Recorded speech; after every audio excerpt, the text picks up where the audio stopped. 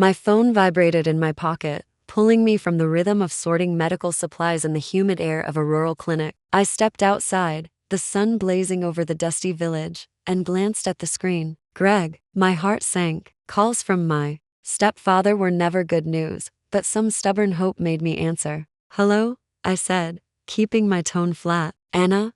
Good to hear you. Greg's voice was too bright, like a used car salesman's pitch. Just wanted to share some news. I sold the lake cabin. The world tilted. You what? Sold it, he repeated, casual as if he'd sold an old couch. It's for the best. Trust me. Cleared some debts. You'll see the wisdom in it. His smug chuckle lit a fuse in me. You had no right, Greg, I said, my voice trembling. That cabin wasn't yours to sell. My name's Anna Larson, and I'm 36. That cabin by the lake wasn't just a getaway, it was my refuge, my anchor, where I'd poured my heart. For years, Greg, my stepfather since I was 14, always put himself first, his charm masking a knack for exploiting others. Selling my cabin to settle his gambling debts crossed a line I didn't know he could reach. But he didn't know I had an ace up my sleeve. My friend Rachel co-owned the cabin, and our legal agreement required both our signatures for any sale. His smugness thought he'd won, but this fight was just beginning. This is a story of betrayal, standing your ground, and reclaiming what's yours. Stay with me, because if you've ever had someone take what matters most, you'll feel every beat of this, and the ending will show you what it means to fight back and win. I stood outside the clinic, the phone still in my hand, Greg's words echoing like a bad dream. The cabin wasn't just property, it was my sanctuary. Summers splashing in the lake with my mom before she married Greg. Weekends restoring the place with Rachel, laughing over paint cans and creaky floorboards. Quiet nights by the fire, where the world's noise faded. After Mom died, it became my tether, a place to heal. Greg saw it as a cash machine for his latest mess. You'll thank me later, he'd said. Thank him? I'd sooner thank a thief. I paced, anger and grief churning. How could he think this was okay? Selling my home, my memories, like they were nothing. But then I remembered the co-ownership agreement. Rachel and I had signed it years ago, a safeguard after a neighbor's property dispute. Greg couldn't sell without her consent. I called Rachel, my voice tight. Greg sold the cabin, I said, barely holding it together. What? She gasped. He thinks it's done, but I told him about our agreement. He has no authority without you. Rachel's voice hardened. He's got some nerve. I'm pulling the documents now. Finish your volunteer work and get back here. We'll fix this. Thank you, I said, a spark of hope cutting through the rage. I'm on it. Hanging up, I felt a shift. Greg thought I was too far away, too busy saving lives in remote villages to fight back. He was wrong. I wasn't the kid he could bully anymore. I was ready to protect what was mine.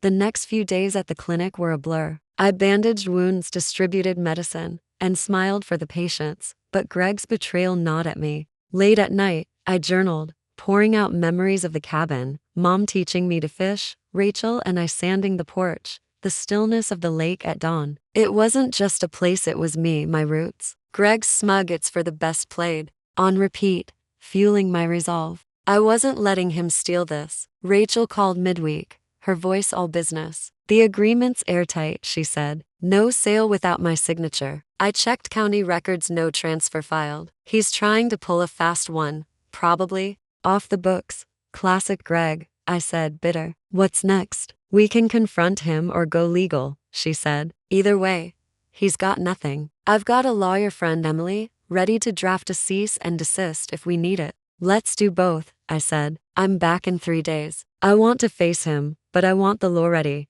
That's my girl, Rachel said. He's not ready for you. Her confidence steadied me. Greg thought he'd outsmarted me, but I was building a wall he couldn't climb. When I landed home, the silence of my apartment felt heavy. Wilted plants, stacked mail, and empty fridge signs of my absence. I dropped my bags and exhaled, the weight of what lay ahead settling in. Before I could unpack, my phone buzzed. Greg, I almost ignored it, but I wanted to hear his excuses. Well, look who's back, he said, fake cheer dripping. Settling in? Cut the act, Greg, I said. I know the cabin sale's a sham. Rachel and I checked the records. It's not sold, and you can't sell it without her.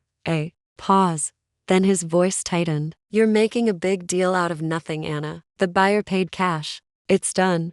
No, it's not, I said, calm but firm. We co-own it. No consent. No sale. It's still ours. He laughed, but it was forced. Always so dramatic, acting like you're above everyone. I needed the money, okay? You're never even there. It's my home, I snapped. You don't get to decide what I value. You stole from me, Greg, and you're going to answer for it. He hung up, and I stood there, shaking but exhilarated. For years, I'd let Greg's manipulation slide, small loans never repaid, guilt trips, his family first excuses. Not this time. I was done. The next morning, I met Rachel for coffee, spreading out the co-ownership agreement on the table. It's bulletproof, she said, tapping the paper. He's got no ground to stand on. He showed up at my place yesterday, I said, sipping my latte. Tried to spin it like I'm overreacting. Said he was desperate. Rachel snorted. Desperate? He's been dodging consequences forever. Time's up.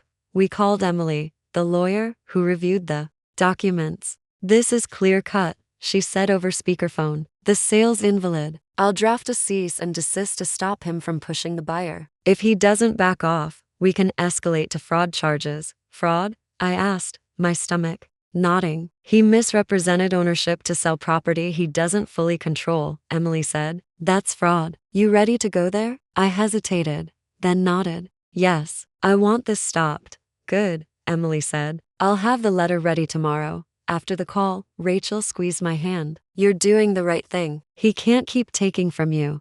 I nodded, feeling stronger. Greg's charm wouldn't save him this time. That afternoon, I tracked down the real estate agent Greg used, a nervous woman named Claire. I didn't know it was co-owned. She stammered over the phone. Greg said he had full authority. I flagged the sale when the buyer's payment stalled. Something fell off.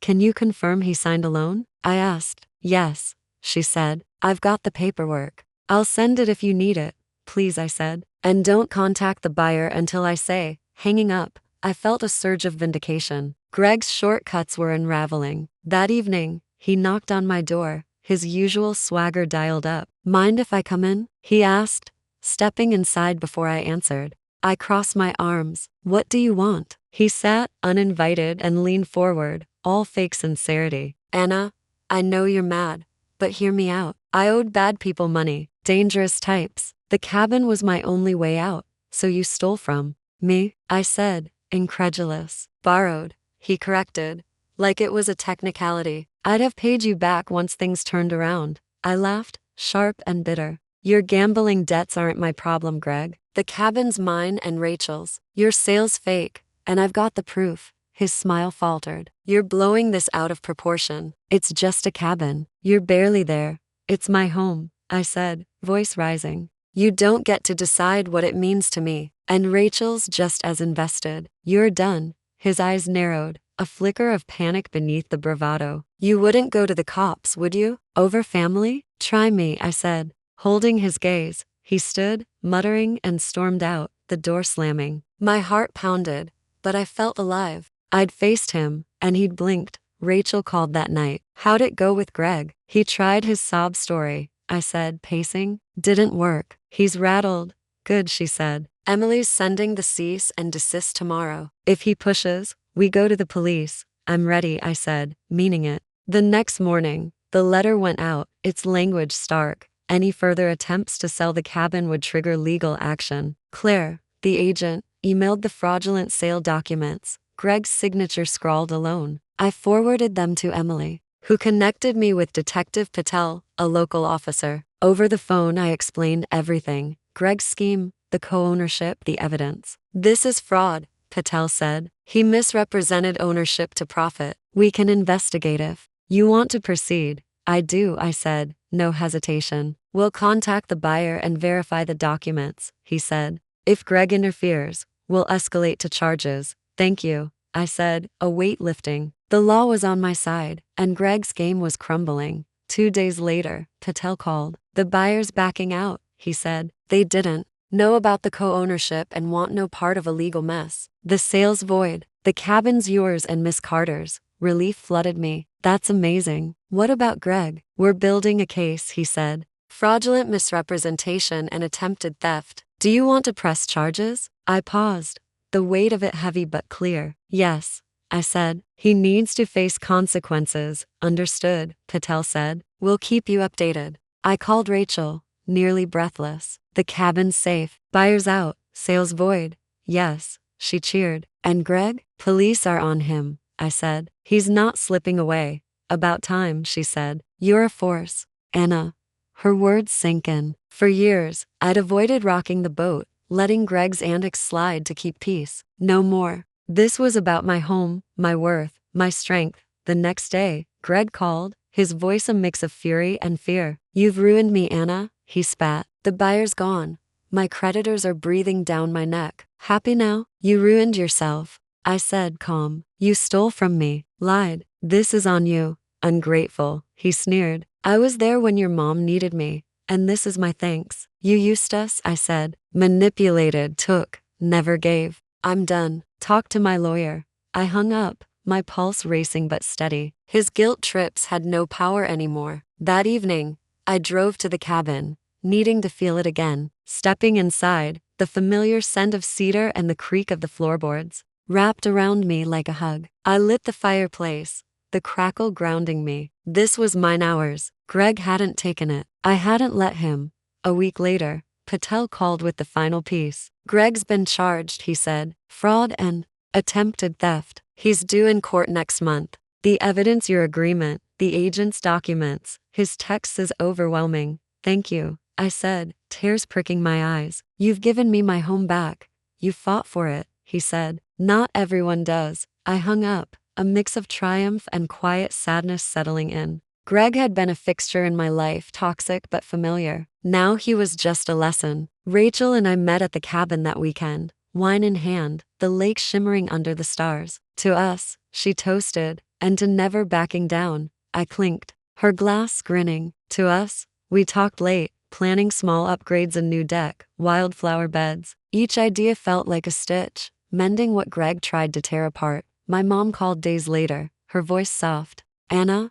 I heard about Greg. You okay? I am, I said. I had to protect what's mine. She sighed. No defense of him this time. I just want you to be happy. I am, I said, and meant it. The cabin became my haven again. Rachel and I painted the porch, fixed the roof, planted flowers. Every hammer strike was a declaration. This is mine. Greg's trial loomed, but it felt distant. He'd plead out, likely probation and fines. His consequences didn't define me anymore. That buzzing phone call in the village, when Greg gloated about stealing my cabin, was meant to break me. Instead, it forged me. The cabin stood, my boundaries held, and I was free, truly free to live on my terms, in a home that no one could take again.